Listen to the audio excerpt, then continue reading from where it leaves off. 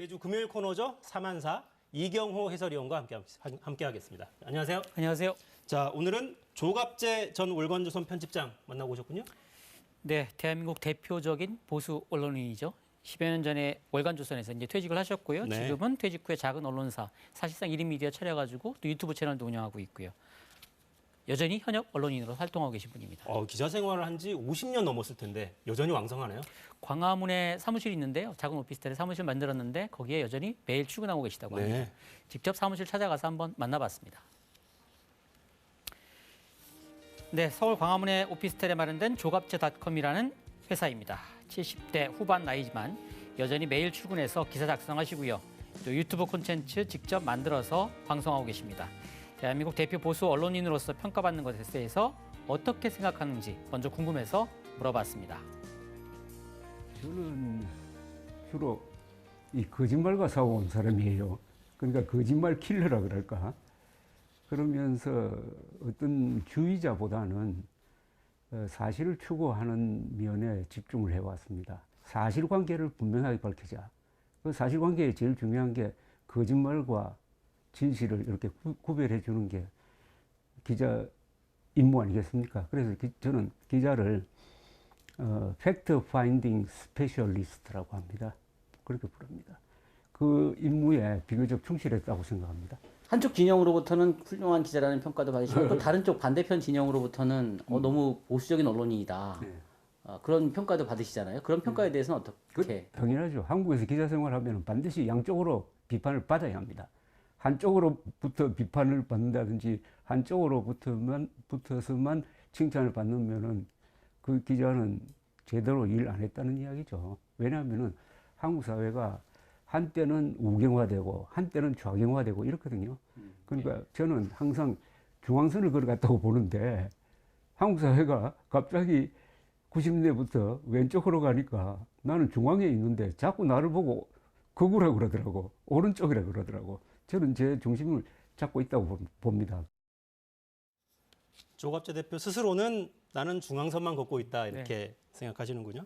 자, 근데 보수의 시각을 대변한다는 거는 아주 일반적인 평가인 것 같고 어떤 생각 현안에 대해서 갖고 있는지 좀 궁금하긴 하네요. 가장 궁금한 게 지금 여전히 논란의 핵심에 있죠. MBC 대통령 해외 순방 시 MBC 기자에 대한 탑승 배제. 그 문제에 대해서 과연 보수 언론인은 어떤 생각 갖고 있는지 궁금해서 한번 의견 들어봤습니다. 네. 정상적인 국가 같으면은 그렇게 하는 예가 조금 드물죠.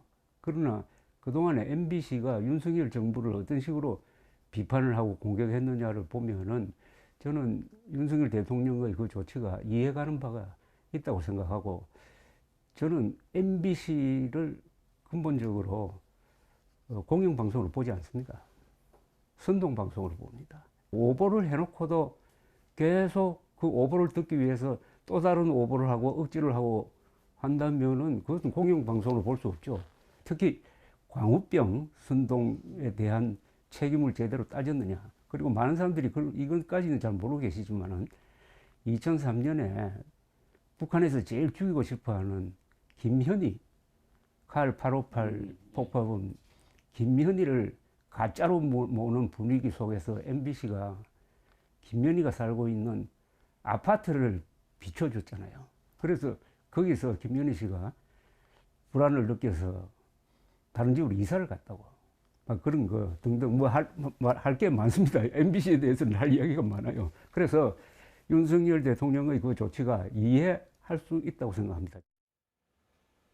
조치 자체는 매우 드문 사례지만 MBC의 보도 행태를 보면 이해가는 측면이 있다라는 게 조갑재 기자라고 하겠습니다. 조갑재 기자의 생각이고요. 12구 참사, 이태원 참사 관련한 의견도 좀 궁금하네요. 현재 국정조사 실시하느냐 마느냐부터 어디까지 책임을 져야 되느냐 이 부분까지 여야 간 여기저기 각 진영 간 논란이 있는데요. 이 부분 관련해서는 정부와 여야 모두에게 책임을 있다 이렇게 비판적 시각을 갖고 있었습니다. 한번 들어봤습니다. 수사가 먼저 들어가면은 무리가 생깁니다. 수사가 먼저 들어가면은 자료를 숨기는 사람이 많이 생겨요. 그러니까 이런 조사는 어떻게 하느냐 하면은 진상조사를 먼저 해야 됩니다. 그건 감사원이든지 어떤 게 진상조사를 차분하게 해가지고 거기 명확한 사실관계를 밝혀내고 그걸 근거로 해가지고 이거는 형사적으로 다뤄야 된다. 이거는 행정적으로 다뤄야 된다. 이렇게 하는 게 어느 나라든지 하는 겁니다. 우리가 이걸 형사적으로 다루면은 특히 요새 걱정되는 게 용산경찰서장을 그냥 막 작사를 내더라고요. 용산경찰, 그러면 용산경찰서장이 잘못한 게 어느 정도인지 그걸 좀 알고 나서 해야 되는 것 아닙니까? 그래서 저는 철저히 일선 경찰의 책임을 넘기는 거는 이거는 사실관계도 안 맞고 상당히 위험하다고 봅니다. 국정조사를 야당에서 요구하고 있는데 야삼당에서 여기에 대해서 여당에서는 반대를 하고 있단 말이죠. 지금 뭐 수사를 하고 있는데 거기다가 국정조사 따로 하면 뭐합니까? 이미 또 뭐 야당에서 지금 요구하는 그 특검이든지 국정조사라든지 이게 다 정치적인 것이지 하는 게 이미 뭐 거의 다 확인된 상태인데 그건 뭐 국민적 지지도 없을 거라고 생각합니다. 네. 자, 대통령실 용산 이전 관련해서는 굉장히 비판적이었어요, 전에. 예, 그렇죠. 예전부터 계속 용산 이전에 대해서는 잘못됐다 이런 시각을 밝혀왔는데요. 특히 이 과정에서 언론, 특히 보수 언론의 책임이 크다 네. 이런 입장을 가지고 계셨습니다. 한번 들어봤습니다. 그건 처음부터 잘못된 겁니다. 왜냐하면은 우리가 언론사에서 붙인 이름인데 청와대는 제왕적 권력의 상징이다. 이렇게 우리가 보도해 왔잖아요. 사실은 아니잖아요. 청와대에서 70년 동안 있었던 그 대통령들이 나름대로 고심을 해가지고 나라를 발전시켜서 이렇게 만든 것 아닙니까? 제왕적 권력의 상징이 아니지. 제왕적 권력의 상징은 북한에 있잖아요. 여기에 윤석열 대통령이 그냥 타버린 것 같아요. 이거는 보수 세력 또는 보수 언론이 잘못한 게 있습니다. 보수 언론이 나서가지고 이렇게 이전하는 건 안 된다라고 딱 견제를 했어야 됩니다. 그런데 대통령이 결정했다고 해가지고 그때는 당선인 시절이지만 당자 결정했다고 해가지고 무조건 뭐 박수부대로 바뀌어버리더라고요. 그래서 결국은 이게 청와대 이전이 앞으로도 계속되는 문제고 특히 출퇴근한 대통령이잖아요. 세계 어느 나라에도 군 통수권을 가진 대통령이 출퇴근하는 나라는 없습니다.